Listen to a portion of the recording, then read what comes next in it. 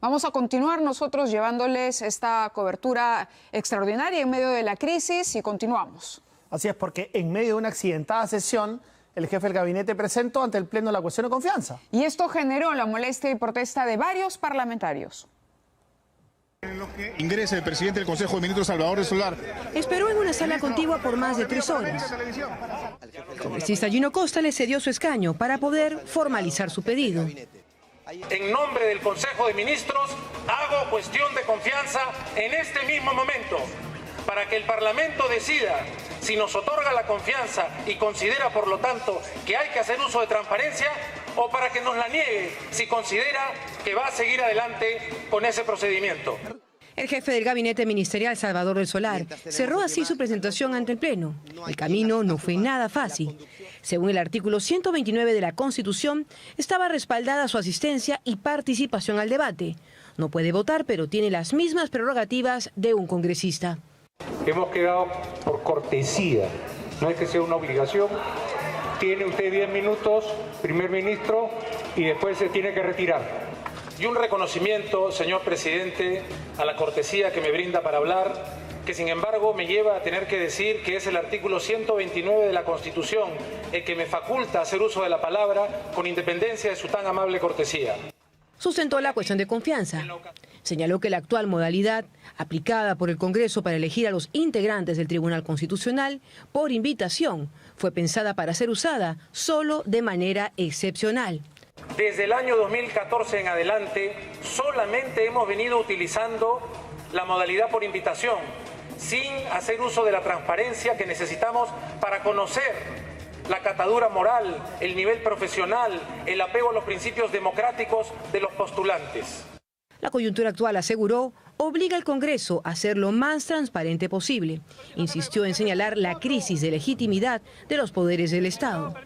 En el 2014 pasaron 3 meses entre la instalación de la comisión especial y la presentación al Pleno. Y en el 2017 pasaron apenas 6 días para el mismo lapso, para elegir a un integrante. Este año han pasado solo 5 días. Que hagamos eso al país. Estamos en una crisis de confianza que necesita altas dosis de transparencia. No seamos apresurados, no lo hagamos sin audiencias públicas. Tengamos la posibilidad de que se interpongan tachas. ¿Por qué no hacerlo? ¿Por qué la prisa? El proyecto de ley del Ejecutivo plantea la designación de una comisión especial elegida por el Pleno, respetando la pluralidad, con la veeduría de la Defensoría del Pueblo y la sociedad civil.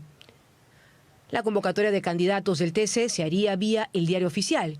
Concluido el periodo de tachas, los postulantes pasarán por audiencias públicas con preguntas sobre la trayectoria personal y profesional. Según se lee, la elección sería individual, de manera pública, en el orden de calificación obtenida en la evaluación. El proyecto de ley que plantea esta modificación de la ley orgánica del TC fue entregada al Congreso minutos antes de la presentación de Del Solar ante el Pleno. Y en una votación bastante polémica, por decirlo menos, Gonzalo Ortiz de Ceballos fue elegido como nuevo miembro del Tribunal Constitucional. María Elena Foronda denunció que usurparon su voto.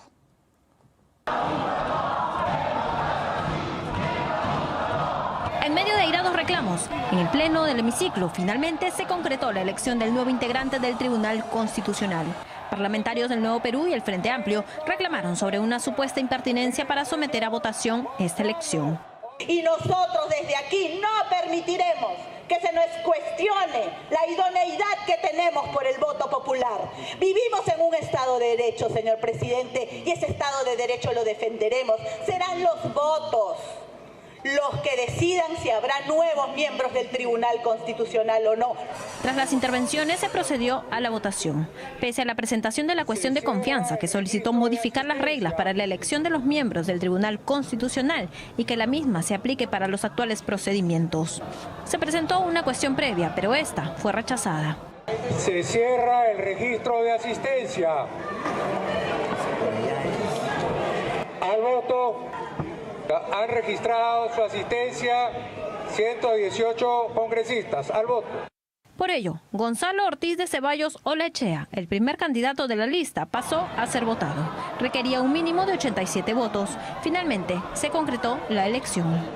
87 votos a favor, 3 en contra, 2 abstenciones. Más, Viljatoma, verde, 88 votos a favor, 3 en contra, 2 abstenciones. En consecuencia, el señor Gonzalo Ortiz de Ceballos Olaechea ha sido elegido magistrado del Tribunal Constitucional. Pese a los reclamos, siguieron con el segundo candidato, Manuel Sánchez Palacios. Él no alcanzó la votación requerida. Se levanta la sesión. Finalmente, el pleno fue suspendido. Mientras el presidente anunciaba la disolución del Congreso, en el hemiciclo se debatía la cuestión de confianza. Y en medio del alboroto, la votación en el Pleno confirmaba que todo estaba consumado. Obviamente, de manera... La noche del domingo, el presidente de la República dejó en claro el porqué de la prisa del Congreso en elegir a los miembros del Tribunal Constitucional. La prisa es para poder librarse, o sea, para cuando después que haya la identificación de los codinomes y se determine que hay personas que pueden ser conocidas, entonces ya tener un Tribunal Constitucional con una composición que le dé cierta tranquilidad. Por eso, si la cuestión de confianza presentada por el Premier para detener dicha elección fuera denegada, a Martín Vizcarra solo le quedaba un camino. Obviamente, de negar la confianza del planteamiento que hemos hecho a través de este proyecto de ley, obviamente haríamos, si es que se deniega la confianza, tendríamos que actuar según la Constitución. La Constitución le permite cerrar el Congreso. ¿Usted declararía disuelto el Congreso? Sí, en aplicación estricta de la Constitución. Y finalmente ocurrió así. La cuestión previa presentada por Marisa Glave para detener la elección fue rechazada por 80 votos y apoyada solo por 34 congresistas. Con la misma asistencia se va a consultar la propuesta del candidato Gonzalo Manuel Ortiz de Ceballos Olaechea, marcar asistencia para el voto. Parlamentarios de izquierda tomaron la parte baja del hemiciclo y desataron su furia ante la mesa directiva, que imperturbable seguía haciendo sonar el timbre. Empezaron a golpear los escaños y a gritar.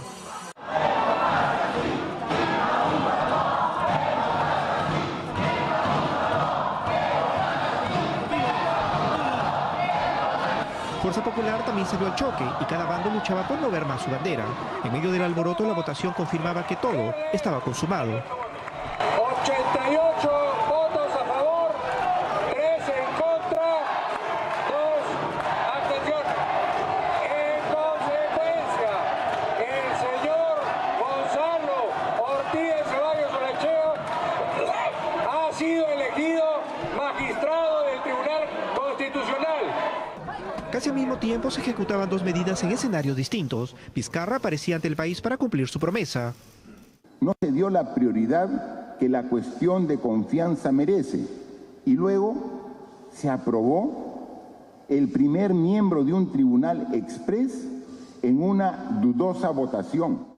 He decidido disolver constitucionalmente el Congreso y llamar a elecciones de congresistas de la República. Mientras que en el Congreso ya disuelto se aceptaba la cuestión de confianza del presidente del Consejo de Ministros. 50 votos a favor, 31 en contra, 13 abstenciones. Ha sido aprobada la cuestión de confianza planteada por el señor Salvador del Solar Labarte. Pero Olaechea suspendió la sesión anunciando que se le comunicaría al presidente Martín Vizcarra la decisión tomada. Pero esto sería solo el inicio del final, con el castillo de naipes en caída.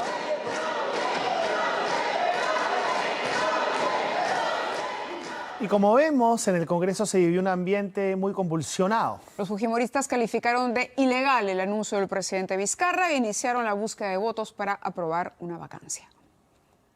Aprobado, se suspende la sesión.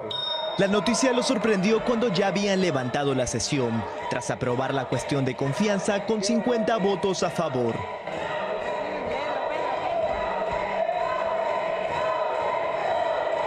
He decidido disolver constitucionalmente el Congreso y llamar a elecciones de congresistas de la República. Por un lado, las fuerzas de izquierda celebraban. El resto, incluyendo a la vicepresidenta Mercedes Arauz, permanecían en sus escaños mientras revisaban presurosos sus celulares. Algunos abandonaron el pleno para evaluar la situación lejos de las cámaras. El presidente del Congreso retomó la sesión y los parlamentarios no se guardaron nada. Se reanuda la sesión.